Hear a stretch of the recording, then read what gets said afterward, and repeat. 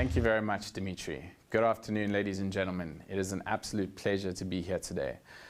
Today I'm going to be discussing the innovative Rhisotope project, which is supported by Rosatom.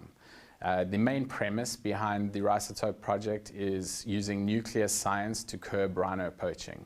This is done through a multifaceted approach. Essentially, the aim is to insert radioactive isotopes into the horn of the rhino and therefore devalue the horn, as well as creating a far more difficult logistics path for the horn. This because of the many portal monitors at exit and entry ports from where the horn is poached all the way through to the end user. The other aspect of the project is education and community outreach. We aim to educate people globally on the plight of the African rhino, as well as on the project, in the hopes of diminishing the value of the horn with the end user. As for the community outreach, we've realized that it is absolutely essential for the local community to be behind the project, and therefore we have already started with a number of community outreach programs in the local community in the Eastern Cape. Most recently, we launched an aquaponics unit with the Collyer Foundation, and the premise behind that is a sustainable feeding program with a very sustainable and environmentally friendly system, which also creates a platform for us to reach out to the local community and educate them on rhino conservation. The current status of the project is that phase 1 is complete, and essentially phase 1 involved inserting stable isotopes into the horns of 2 rhino. Essentially, these were completely harmless isotopes, and the reason behind this was to understand whether the isotope would travel from the horn of the rhino into the body of the rhino. Thankfully, phase 1 was an overwhelming success. It proved that the isotope does not travel from the horn into the animal, and that sort of gives us the comfort to move forward onto phase 2 of the project. It means that any subsequent radioactive isotopes that we insert into the horn of the animal will not move from the horn into the body of the animal, which means it theoretically should be completely safe for the animal. We are now moving into phase 2 of the project, and that essentially involves computer and phantom modeling of a rhino, as well as the development of the radioactive material which will be inserted into the horn of the animal.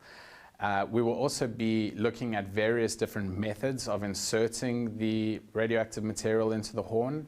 Essentially, we want to make it a very quick and the least distressing for the animal. So the method in which the radioactive material is inserted into the horn is vitally important. We want to essentially just be able to sedate the animal, very quickly put the material into the horn, and then release them back into the wild. The premise of this project is at all times to have the rhino's best interest at heart. Once phase 2 of the project is complete, we have the conclusive results from that, we will be going to the ethics committees.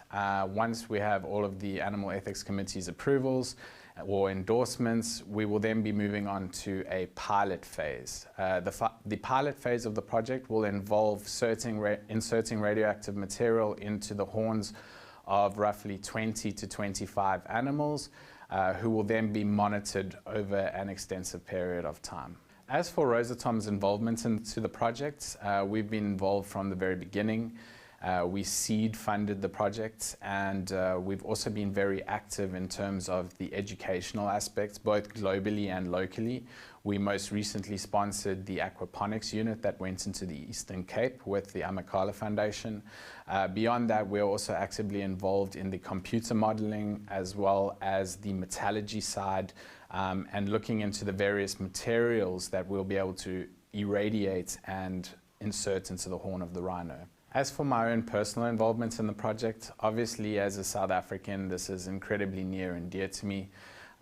You know, African rhinos and rhinos in general are iconic in South Africa. And I remember as a young child going to the local dam to do some fishing, and there were white rhino that roamed around in the reserve. Unfortunately, those rhino are no longer there for various reasons, but really I would just like to play my role in conserving, you know, this amazing species, and hopefully one day my daughter and her children will be able to see them too. So I urge all of you, please, look up our project, get involved, and let's conserve the rhino and the planet together. We have a video after this, so please watch. It's about the Rhisotope project. And again, thank you very, very much for the opportunity to discuss this project with you today, and have a fantastic rest of the conference. We are looking to find a way to devalue rhino horn. The answer is no, we can't, make it poisonous. We can make it detectable by putting sufficient radioactive material into the horn of a rhino.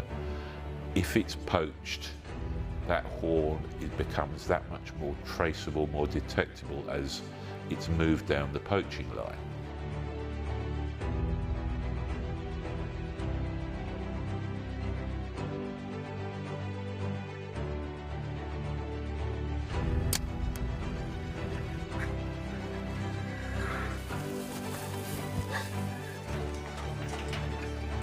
That's where we are at the moment. So we are now setting out down this path of discovery, because obviously before I do anything in terms of putting radioactive materials into an animal, I need to know what's going to happen.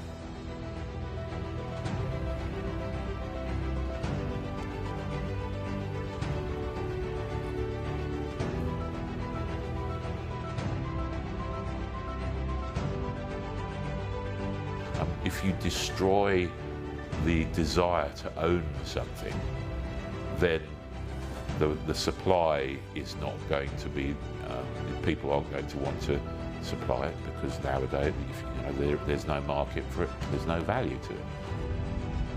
We introduce a number of additional points in the supply chain from poacher to end user, and the risk of handling it has increased. If you are caught in possession of radioactive material in South Africa, you have automatically committed a crime against the state. As a crime against the state, not only the green scorpions involved, but the hawks are now involved. And then, so the punishments for handling that sort of material, being in possession of that material, increase. The whole idea going forward is that we do the fundamental research to demonstrate that there isn't movement from the horn of a rhino back into the body, so that we can then look into the eye of owners and say, we're not going to be poisoning or harming your animals by putting something into the horn. But then equally we need to be able to say, because we're all, people are all worried about radioactive doses, radiation doses.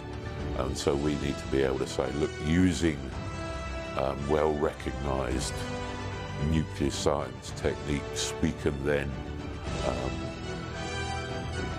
calculate the dose, the radiation dose that an animal will receive when we put a certain quantity of radioactive material into the horn of that animal.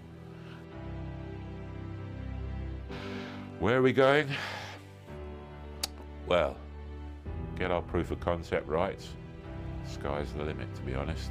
Next 2.5, 3 years, we want to be able to treat 3,000 rhino.